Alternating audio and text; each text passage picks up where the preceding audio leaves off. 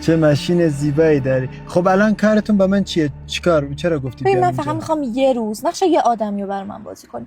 در ازاش هم حقوق یه سال تو بهت میدم. نقشه چه آدمی؟ کسی که عاشق منه، حاضر به خاطر من جونشو بده، جوری که بقیه مطمئن باشن هیچ کی عاشق تر از اون نیست. چرا بعد این کار بکنیم؟ اصلا کجا؟ مثلا پیش کی؟ پیش پدر مادرم. من لاتاری برنده شدم.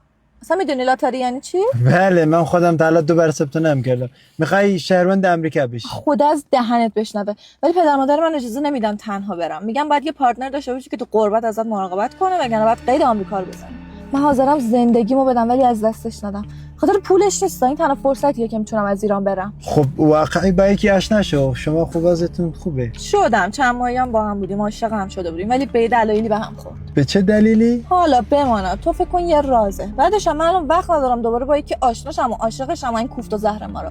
مجبورم نمادین یه سری کارو کنم، برای همین اومدم سراغ تو. فقط یکی 2 روز. من کار خلاف نمی‌کنم. خلاف نیست. تو داری بزرگترین کمک رو به من میکنی. اصلا تو مگه دنبال کار نیستی؟ بله هستم. خب اینم کار دیگه، تازه داری به هم نوعت هم کمک میکنی، حقوقش هم خوبه. فقط یه روز.